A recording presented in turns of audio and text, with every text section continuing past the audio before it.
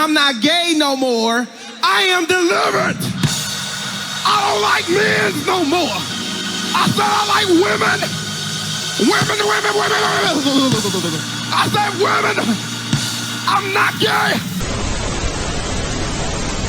Every major religion on this planet, and I mean every single one of them, carries within it the seed of corruption.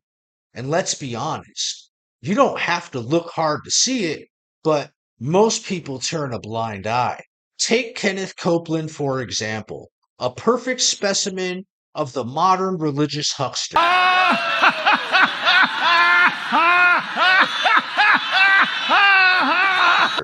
Flying around in private jets, living a life of unimaginable luxury, all paid for by sincere people who believe they're serving God. And he's not alone.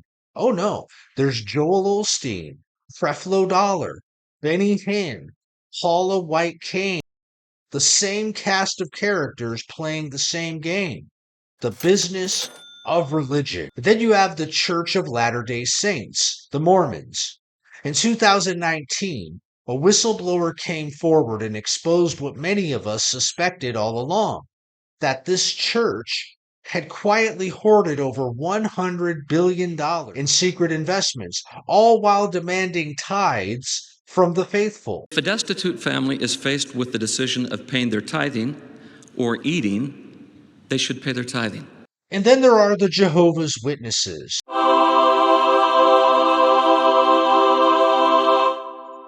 who love to condemn the open corruption of other religions while preaching modesty and Bible truth. Let's begin by considering what will happen to the world empire of false religion. Revelation depicts false religion as an evil prostitute with the name Babylon the Great.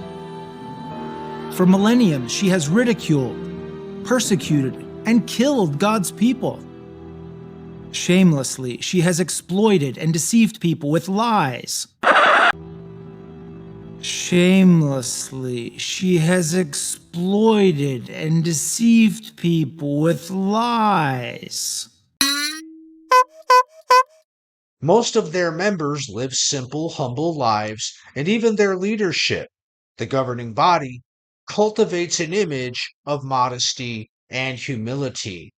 But behind that carefully crafted image lies the same machinery: wealth, power, and control.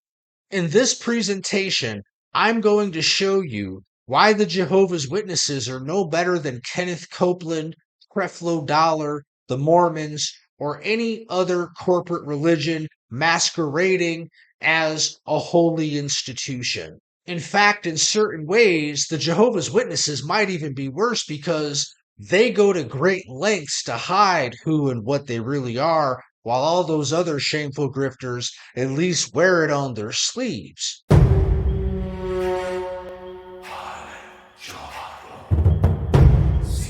The story of the Jehovah's Witnesses doesn't begin with the kind of control that we see today. It began with curiosity.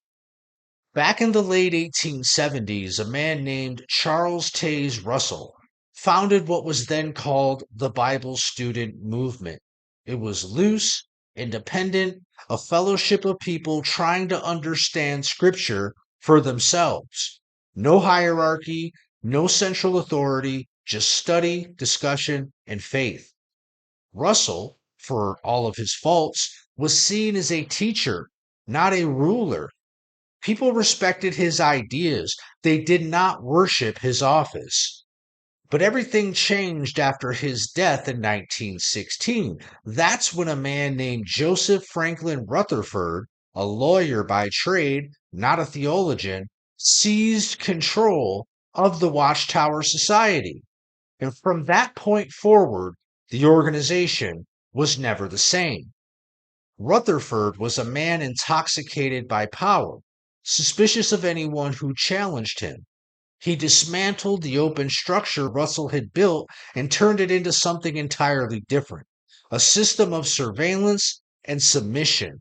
The seeds of what we see today were planted right there in those years after 1916. Between 1917 and the early 1930s, Rutherford centralized everything. He abolished elected elders and replaced them with men appointed from above.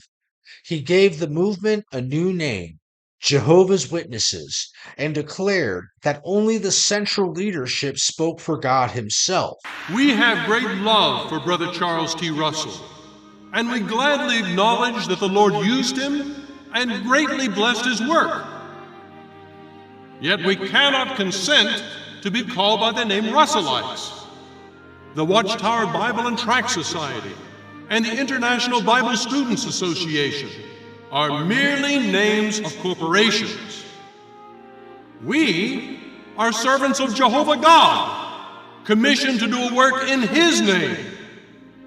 Henceforth, may it be known that we are Jehovah's Witnesses.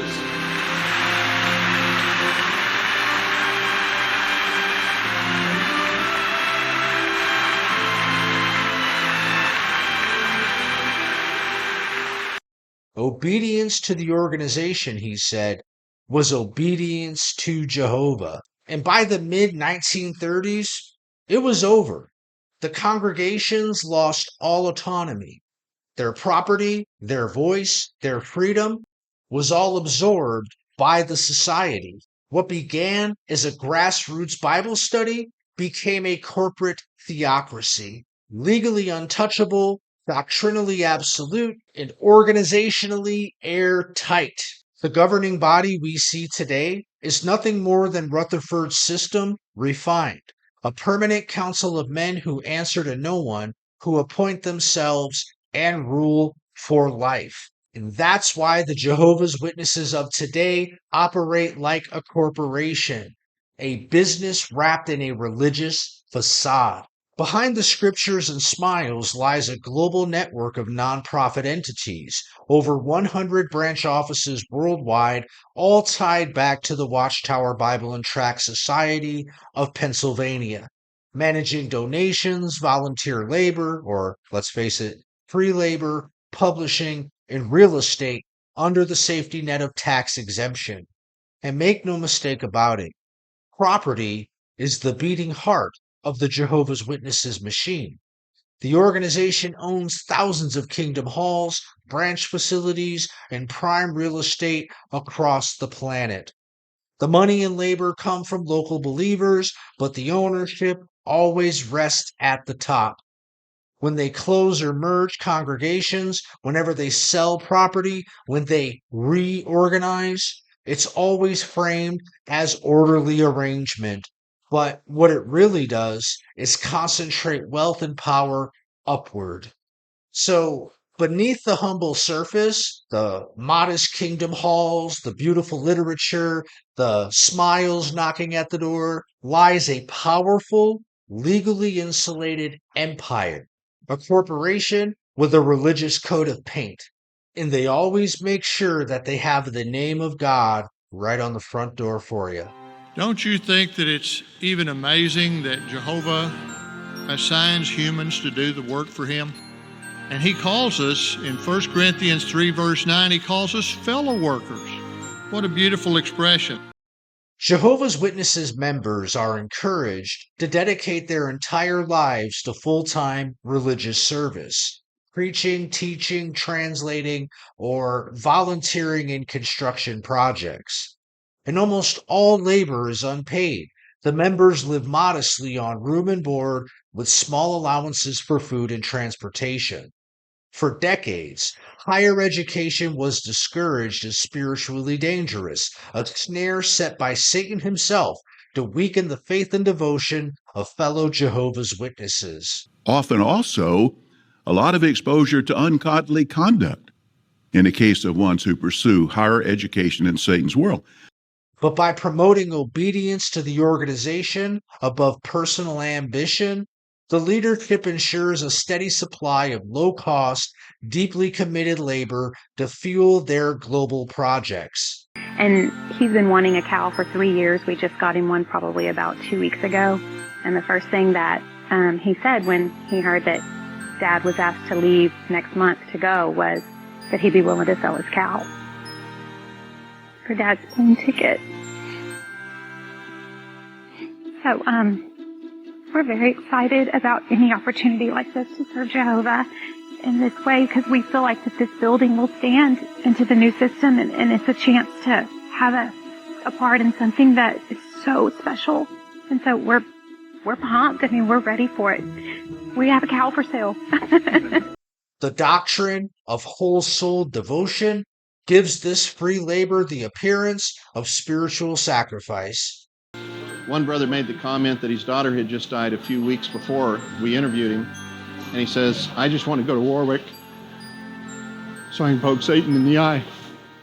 But what it really does is sustain the organization's billion-dollar global operations without them ever having to pay professional wages. As a 501c3 nonprofit, the Jehovah's Witnesses enjoy tax exemption, financial protection, and near total privacy. Their assets are fragmented across a maze of corporations, and those corporations shield the leadership from accountability and oversight. And whenever the organization is faced with lawsuits, including those involving child abuse or property disputes, they hide behind religious freedom and clergy privilege, legal terminology designed to protect religious leaders. And doctrinally, the command to be no part of this world is used in part to justify this secrecy, portraying transparency and accountability as worldly corruption. For example, when the elders within a specific congregation learn about child abuse or alleged child abuse, they are trained not to contact the legal authorities right away, but first to contact the organization's legal department. And the way that the organization justifies this policy is by saying that the world, including law enforcement, the judges, the courts, the legal system, well, that's Satan's world. And we don't want to settle matters in Satan's world. We want to settle matters within Jehovah's organization. So before you go to the law enforcement, which is part of Satan's world, just tell us and let us deal with it internally, because God loves us, but he hates them. You see, be no part of the world. Let's settle this internally. So it's a policy that's designed to protect the organization over the victims. And you see, that is how the Watchtower maintains power, through a dual system of legal insulation and spiritual manipulation. The result is a global empire that manages billions, unseen, unchallenged, and untouchable. Now, defenders of the organization would say everything they do is perfectly legal, and that may be true, but legality is not morality. A moral institution has no need to hide. A moral institution does not seek to punish those who ask questions or demand transparency. And if you don't think that they punish people who ask questions and demand transparency, if you're a Jehovah's Witnesses, I want you to do one thing. I want you to raise your voice, starting with the elders, send letters to the governing body, and start demanding transparency. You could do it in a nice way. But go ahead. Start demanding to know where your money goes. And watch how quick that Christian love turns into corporate expulsion when your sorry ass gets disfellowshipped and shunned for the rest of your life. Then you'll see how transparent they really are. Because you see, whenever the organization needs to shield itself from legal fallout, they simply change their doctrine and then call it new light or clarification. We'd like to clarify our understanding. The Jehovah's Witnesses believe that God reveals truth progressively. Over time, over many, many years, the light grows brighter. As we get closer to the end, the light gets brighter and more truth is revealed, and the truth becomes easier to see. We only see light when it's Jehovah's time to reveal light. But somehow, and I'm sure this is purely coincidental, but somehow it seems that that light gets brighter the more and more Jehovah's Witnesses lawyers get nervous. Recent policy shifts on education, dress, grooming, shunning, and even abuse reporting Well, they all magically seem to happen right after waves of lawsuits and bad press. And the rank and file just accept it as clarification. Yes, yes, whatever you say. By framing legal pivots as spiritual enlightenment, the organization sidesteps accountability while preserving the illusion of divine direction. Never any apologies, never any admissions of wrong, just new light and clarification. Meanwhile, the structure ensures that everything flows upward: obedience, labor, and money. Ordinary Jehovah's Witnesses live modestly, give generously, and sacrifice their careers and education, convinced they're serving God. Publicly, the organization preaches humility and simplicity, but inside Warwick's world headquarters, reports and leaked documents tell another story. Private apartments, personal assistants, chauffeured cars, catered dining, and plush accommodations, all funded by global donations and unpaid labor. They don't take a salary, they say, but everything they have is paid for: their housing, travel, healthcare, even the food on their tables. It's a lifestyle of quiet luxury, justified as serving Jehovah, while the ordinary members live paycheck to paycheck and are usually one catastrophe away from financial ruin. So, what to make of all this? Well, what began as a faith has evolved into a finely tuned machine, a corporate theocracy built on free labor, tax exemption, and unquestioned devotion. Faith and finance now move as one. Obedience ensures labor, submission ensures money, and belief ensures control. And the only thing missing is transparency. The good news? All of this can change, but only if enough members start demanding answers. And don't feel guilty about demanding answers, because you, as a donor, whether you're donating money, time, or free labor, whether you're pushing and advertising their literature for free for them, you have a moral right to know where your money and labor is going. And anyone who claims divine authority while hiding what they do with your trust is not leading you toward light. They're keeping you in the dark. So the events unfolding around us are making clearer than ever that we're living in the final part of the last days, undoubtedly the final part of the final part of the last days, shortly before the last day of the last days.